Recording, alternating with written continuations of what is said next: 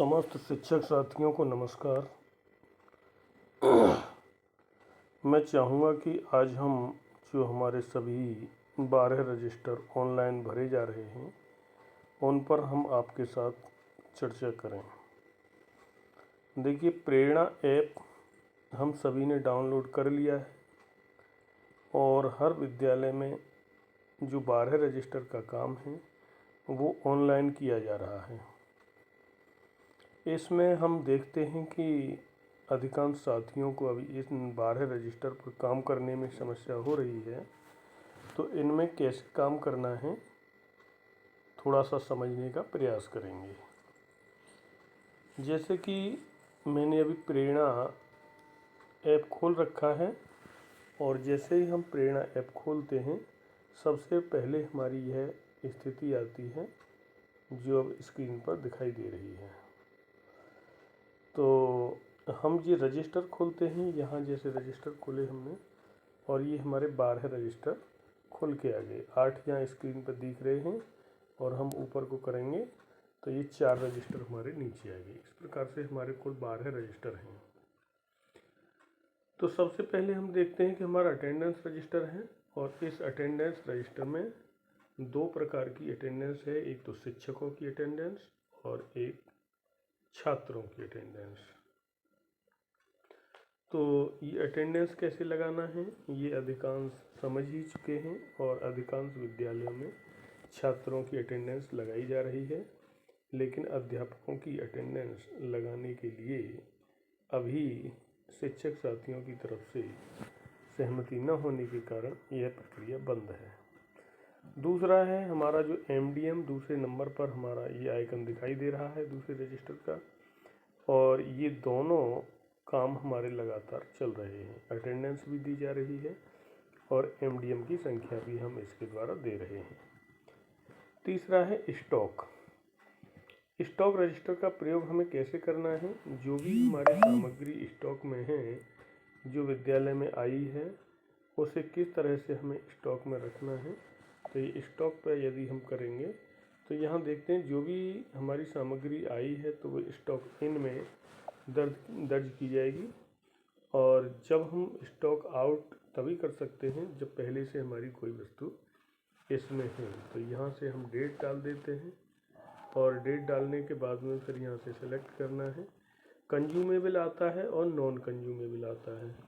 Consumable में वह सामग्री है जिसका हमारे पास में बिल है, और नॉन कंज्यूमेबल में वह सामग्री है जिसका हमारे पास बिल नहीं है, अर्थात जो हमें गवर्नमेंट की तरफ से प्राप्त हुई है और बिना पैसे देकर के बिना बिल लिए हमने जो सामग्री हमें मिली है तो वह हमारी नॉन कंज्यूमेबल में आ जाएगी।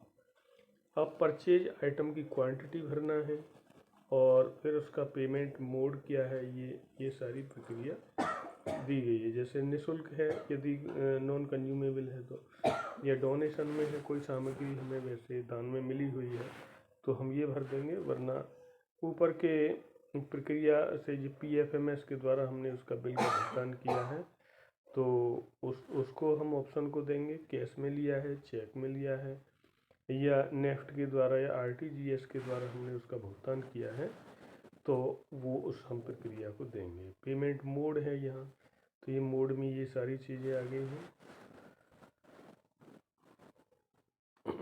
और ये फिर उसका आइटम का प्राइस है, प्राइस पर यूनिट, और फिर टोटल अपने आप इसमें आ जाएगा। तो इस प्रकार हम इस रजिस्टर को भर सकते हैं। स्टॉक आउट में हमारा वही सामग्री आएगी कि जो हमारे पास में सामग्री है तो वह सामग्री हमारी इसमें से स्टॉक आउट में जाएगी। अब अगला रजिस्टर है हमारा जैसे मीटिंग का रजिस्टर है। तो हमारी अधिकांश जो मीटिंग होती हैं SMC की मीटिंग होती है और PTM की मीटिंग होती है। तो इसके द्वारा हम अपनी मीटिंग इसमें दर्ज करेंगे और जो भी हमारी बैठक होती है उस बैठक में जितने सदस्य इसमें हम अंकित करते हैं उनके नाम और उनके मोबाइल नंबर भी हमें इसमें देने होते हैं। इसलिए ये ध्यान रखें कि जब भी हम ये मीटिंग का कॉलम भरें तो फ़ोटो भी हमें उसी समय लेना होता है जिस समय हम इसे पूरा करेंगे, और यह अपनी गैलरी में से फ़ोटो नहीं लेगा, उस समय ये डायरेक्ट फ़ोटो लेगा। तो फ़ोटो लेने के लिए तैयार रहें। और जो भी मीटिंग में व्यक्ति सम्मिलित हुए हैं उनके रजिस्टर में हस्ताक्षर कराएंगे ही, और उनके नाम के साथ साथ उनके मोबाइल नंबर भी अवश्य आपके पास में होने चाहिए। तो इस तरह से हम मीटिंग का रजिस्टर ये पूर्ण कर सकते हैं। फिर वितरण है कि जैसे क्या है, तो वितरण में हमारे पास जो सामग्री हमने वितरित की है, तो जैसे इसमें है हमने बुक इसमें वितरित किया है। यदि और कोई है तो जैसे प्रेरणा पे हमने प्रेरणा पोर्टल के द्वारा भी लॉगिन करके जो सामग्री हमने वितरित की है, जैसे हमने के जो क्लास वाली जो बुकें हैं वो हमने वितरित की हैं, तो वो उसमें दिखाई दे रही हैं। जैसे हम वितरण वाला ये रजिस्टर ये खोला है हमने ऐप, और इसमें से ये रजिस्टर इसमें से ऑनलाइन वाला खोला है, और इसमें हम क्लास वाइज देखते हैं। तो जो भी क्लास है उसमें ये दिया गया है, और ये बुक डिस्ट्रीब्यूशन पे हम क्लिक करते हैं तो ये असाइन्ड ये यानी ये हमने किताबें बच्चों को दे रखी हैं। इस तरह से इसका वितरण हमारा वहीं से आ जाएगा। अब देखते हैं हम ई लेटर। तो ई लेटर में हमारा जो पत्र व्यवहार होता है, पत्र व्यवहार में जो भी हमारे पास कोई लेटर आता है और उसे हम उस विवरण को उसमें लिखते हैं, तो इसी प्रकार हम इसमें भी उसे अंकित कर सकते हैं। तो ये हमारा लेटर का आ जाएगा। इसके बाद में हमारा है कि लाइब्रेरी में जो हमारी पुस्तकें हैं उन्हें हम यहाँ से पहले ये डालेंगे। जैसे पीएम श्री की बुक है, या फिर लाइब्रेरी के लिए अदर बुक आई है। तो अधिकांश विद्यालयों में ये अदर बुक आई है, तो अदर बुक पर टिक करने के बाद में हम सारी पुस्तकों को जो भी हमारी लाइब्रेरी में हैं उन्हें हम इसमें अंकित कर देंगे। बुक नंबर जैसे 1 से हम नंबर दे देंगे, जो हमारी कोई लिस्ट है या रजिस्टर में जिस क्रम संख्या पे अंकित है उसी को बुक नंबर देते हुए बुक का नाम, नेम, टाइटल, पब्लिशर, वो सारी किताब पे उसकी डिटेल मिल जाएगी, और उसके अनुसार हम ये सारी कॉलम इसके फुलफ़िल कर देंगे और ये सबमिट कर देंगे। तो ये हमारा ये इसमें बुक की एंट्री हो जाएगी। और जब बुक हम इशू करेंगे तो जो हमारे पास में भरी हुई किताबें हैं वो इसमें दिखाई देंगी, और इसके अनुसार हम बच्चों को इशू कर सकते हैं। तो ये हमारा लाइब्रेरी वाला रजिस्टर कंप्लीट हो जाएगा। और इसके बाद में get Sharda app for play store for बाल गणना। तो ये बाल गणना का जिसमें जो काम चल रहा है ये हर विद्यालय में नहीं है, लेकिन जिनके यहाँ चल रहा है तो वो बाल गणना का भी हम इसमें कर देंगे। अब स्टूडेंट डिटेल्स है। स्टूडेंट डिटेल्स हमारी ये इसमें एक तो टीसी वाला है और एक ये हमारा डीबीटी ऐप वाला है, तो ये हमारा उससे आ जाएगा।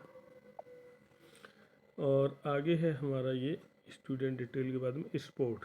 जो खेल की सामग्री है वो लाइब्रेरी की तरह खेल की सामग्री है।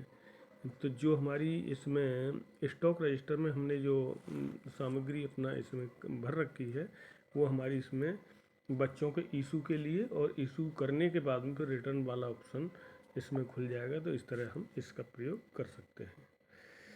और स्टॉक में हमारा ये सारा सामान आई जाएगा, जो हमारे बुकें हैं या फिर खेल की सामग्री है या उससे और कोई ऐसा सामान है जो हमारे स्टॉक में आया है, तो इसमें हम कर लेंगे।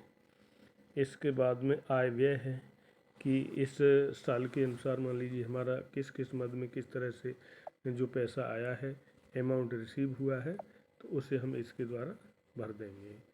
जैसे यहाँ है ये दिया है इसमें कि ये ACR के ओपनिंग न्यू स्कूल है, कंपोजिट ग्रांट है, और TLM SMC ट्रेनिंग, किसी भी चीज़ के लिए जो पैसा है तो उसे हम यहाँ डाल के और ऊपर अमाउंट राशि इसकी भर के इसे हम कंप्लीट कर लेंगे। और फिर इसके बाद में अमाउंट के बाद में जो रिसीव हुआ है उसी को हम इसमें स्पेंट में खर्च के रूप में दिखा सकते हैं। तो हमारा ये रजिस्टर हो जाएगा। इसके बाद में असाइन रिस्पॉन्सिबिलिटी, किस टीचर के द्वारा इसकी रिस्पॉन्सिबिलिटी दी गई है उनके बारे में हम इसमें कंप्लीट कर देंगे। इस तरह से ये हमारा 12 रजिस्टर का काम पूर्ण हो जाएगा। जिन साथियों को इस 12 रजिस्टर की प्रक्रिया को समझने में दिक्कत थी वे कृपया इसे समझ गए होंगे। तो बहुत बहुत धन्यवाद। यही मैं इसमें केवल बताना चाहता था। सभी साथियों को नमस्कार।